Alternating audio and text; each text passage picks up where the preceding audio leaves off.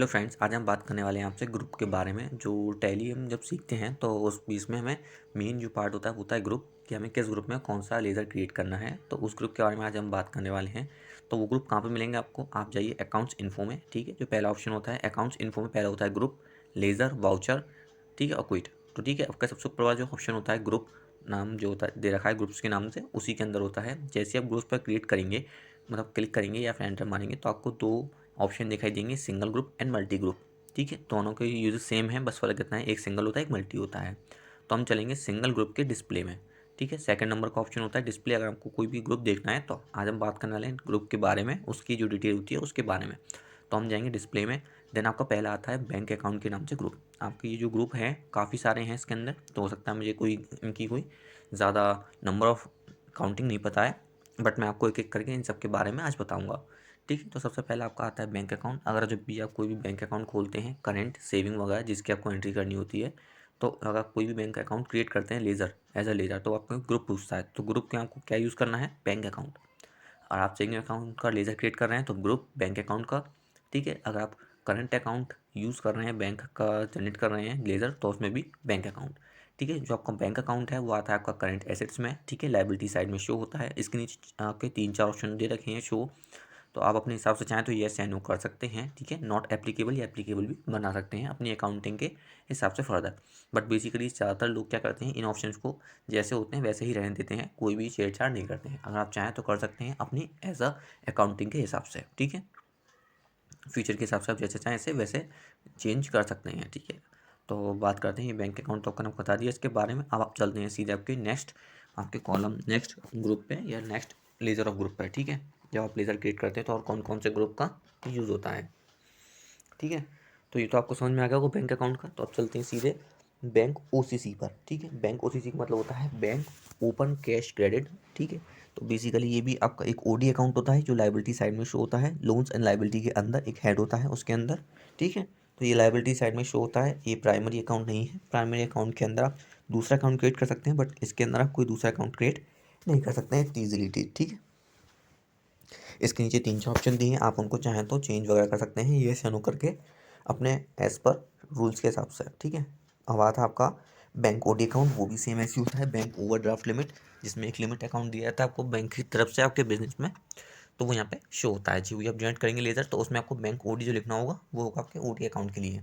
ठीक है, limit account जो मिलता है बैंक से, उसका लेजर आप यहाँ पे जनरेट करते हैं। उसका आता है ब्रांच या डिवीज़न के हिसाब से। अगर आप कोई ब्रांच या फिर डिवीज़न के अकाउंट या लेज़र क्रिएट कर रहे हैं तो उसके लिए ग्रुप आपको ये ब्रांच और डिवीज़न रखना पड़ेगा। ठीक है, ये प्राइमरी आप इसे चेंज कर सकते हैं, आप इसके अंदर और भी लेज़र क्रिएट या और भी ग्रुप क्रिएट कर सकते हैं। ठीक है, और भी सब ग्रुप या ग्रुप इसके अंदर बना सकते हैं, इसलिए इसको प्राइमरी यहाँ पे रखा गया है। इसके 3 ऑप्शन हैं जो बनाए गए हैं। फिलहाल ये इस समय जो है लाइबिलिटीज़ में जो है बिलोंग करता है।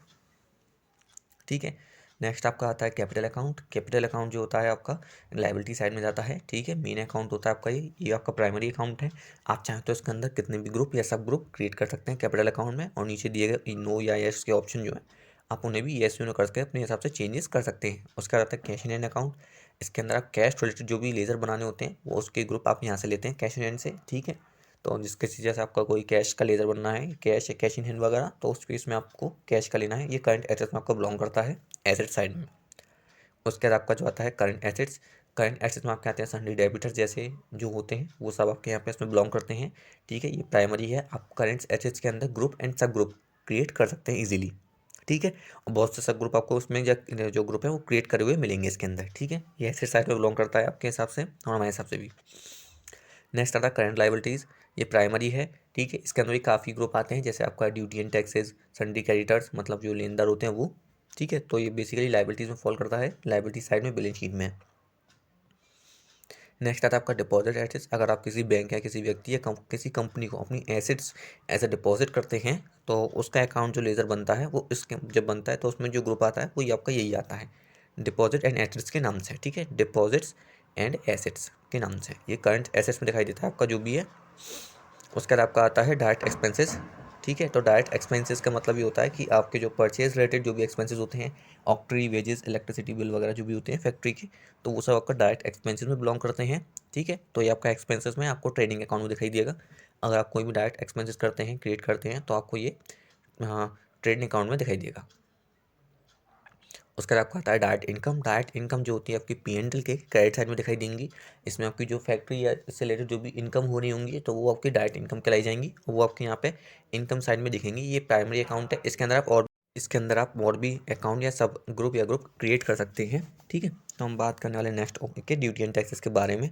इसमें आपके टैक्स या बैट रिलेटेड जो भी GST वगैरह रिलेटेड जो भी लेजर बनते हैं टैक्स के, तो वो आपके इसमें बनते हैं। ये करंट लाइबिलिटीज़ में शो होता है बैलेंस शीट के अंदर।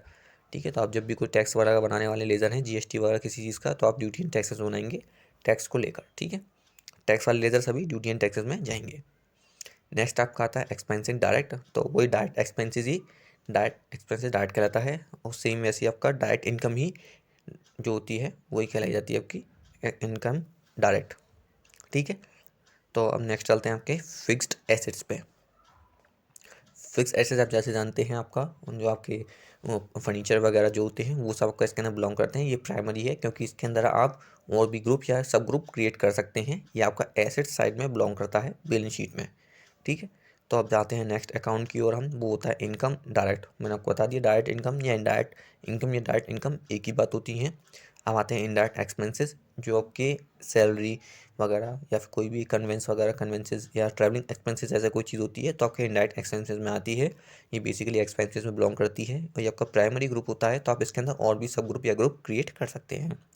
ऐसे ही आपका इनडायरेक्ट इनकम है, अगर आपको कोई बिजनेस से इनडायरेक्ट इनकम होती है तो उसके लिए आपको कमीशन वगैरह जो रिसीव होता है तो आपका यहाँ पे बिलोंग करता है। ठीक है, तो इनडायरेक्ट इनकम है, ये आपको P&L में क्रेडिट साइड में दिखाई देगा, और ये ग्रुप है, इसके अंदर आप कोई भी सब ग्रुप या ग्रुप क्रिएट कर सकते हैं क्योंकि ये प्राइमरी है। उसके बाद आपको आता है इन्वेस्टमेंट, जो भी आप इन्वेस्टमेंट करते हैं, ठीक है, बॉन्ड्स या किसी में भी, तो वो आपके यहाँ पे शेयर होते हैं, यहाँ पे आपको दिखाई देंगे, चाहे वो आपके फिर FD में क्यों ना हो इन्वेस्ट किया हो आपने, तो वो भी इन्वेस्टमेंट आपका इसी में जाएगा। ये आपका एसेट साइड में जाता है, और इसके अंदर आप कोई भी ग्रुप या सब ग्रुप क्रिएट कर सकते हैं। अगर आपने किसी को एडवांस पेमेंट दे रखा है या कुछ कर रखा है सनी डेबिटर द्वारा, तो आप बाकी के जो लेजर्स हैं वो आपको यहाँ पे दिखाएंगे लोन्स एंड एडवांस में। ये आपका करंट एसेट्स में आता है, बिलोंग करता है। ठीक है, तो लोन्स एंड एडवांस यहाँ पर आपका यूज़ होता है।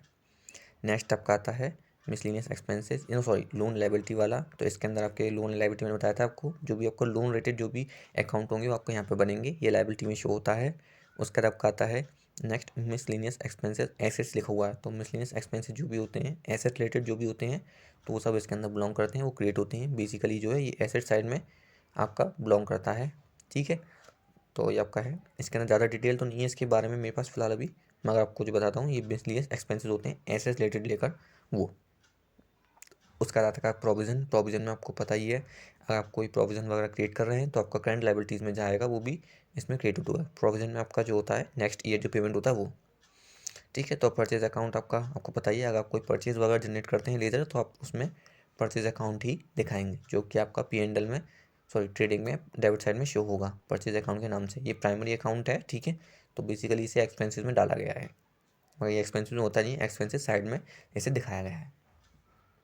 ठीक है, तो नेक्स्ट जो है अब हम बात करने वाले हैं वो आपका रिजर्व एंड सरप्लस के नाम से। तो रिजर्व एंड सरप्लस एक तरह का रिटेन अर्निंग वाला ऑप्शन है, मतलब इसके अंदर जो भी आपकी नेट प्रॉफिट्स रिलेटेड या अदर इनकम जो होंगी वो सब इसके अंदर आएंगी। ठीक है, नेक्स्ट आता है आपको रिटेन अर्निंग। वो दोनों ऑप्शन का मतलब सेम ही है, ये कैपिटल अकाउंट में आपके ऐड होते हैं। ठीक है, जो बेसिकली जो नेट प्रॉफिट भी होता है वो भी इसी से ट्रांसफ़र होता है रिजर्व एंड सरप्लस के नाम से, लेजर से। ठीक है, ग्रुप से। अगर किसी और फर्म का हो तो सेल्स अकाउंट, आप जानते हैं अगर आप कोई भी अपना माल बेचते हैं या उसको कोई लेज़र बनाते हैं तो वो सेल्स अकाउंट में आएगा। ठीक है, तो गुड्स रिलेटेड जो बनाया जाता है सेल्स अकाउंट के लिए, तो वो सेल्स लेज़र जो होता है वो सेल्स अकाउंट के ग्रुप से जनरेट होता है। ये प्राइमरी अकाउंट है, इसके अंदर आप और भी लेज़र बना सकते हैं। सिक्योर लोन, अगर आप किसी को कोई चीज़ गिरवी रख के पैसा लेते हैं किसी से, तो उस केस में आपको ये सिक्योर लोन अकाउंट बना हुआ होता है। इसी के अंदर आपको अपने जो ग्रुप हैं या नेम है वो जनरेट करने पड़ते हैं। ये प्राइमरी नहीं है, ये फिक्स रहता है। ठीक है, आप चाहें तो इसके अंदर और भी सब ग्रुप क्रिएट कर सकते हैं, बट ग्रुप नहीं क्रिएट कर सकते। स्टॉक इन हैंड, जो भी आपका क्लोजिंग स्टॉक होता है या फिर रॉ मटेरियल फिनिश्ड गुड्स जो होते हैं वो सब इसके अंदर ही बिलोंग करते हैं। स्टॉक इन हैंड के अंदर ये आपका करेंट एसेट्स में शो होता है बैलेंस शीट के अंदर। ठीक है, तो नेक्स्ट आता है आपका सन्डी क्रेडिटर। आप जिनसे माल खरीदते हैं उनके जो नाम जो होते हैं, जो लेज़र क्रिएट होते हैं उनके नाम के, उनके लिए आप सन्डी क्रेडिटर यूज़ करते हैं। सन्डी क्रेडिटर जो होता है करंट लायबिलिटीज़ में शो होता है, लायबिलिटीज़ के अंदर, लायबिलिटीज़ हेड में। ठीक है, बैलेंस शीट में। आप कोई चीज़ चाहें तो येस नो आप नीचे से ऑप्शन से चेंज कर सकते हैं। दूसरा आता है आपका सस्पेंस अकाउंट। ठीक है, सॉरी सन्डी डेबिटर्स के नाम से अगर आप जिनसे को माल बेचते हैं उनका लेज़र क्रिएट करते हैं तो उनके लिए ग्रुप में आप सन्डी डेबिटर्स लिखेंगे जो कि करंट एसेट्स में आता है, बैलेंस शीट के एसेट्स साइड में। ठीक है, तो नेक्स्ट आता है आपका यहाँ पे सस्पेंस वगैरह जो मैंने बताए थे आपको यहाँ पे। और 1 मिनट में देखता हूँ ये कौन सा अकाउंट है आपका। ठीक है, नेक्स्ट जो आपका आता है सस्पेंस अकाउंट। तो अगर आपको कोई भी चीज़ समझ में नहीं आ रही है जो कुछ समय के लिए सस्पेंस में रखनी होती है तो ये सस्पेंस अकाउंट है, ये आपका प्राइमरी है।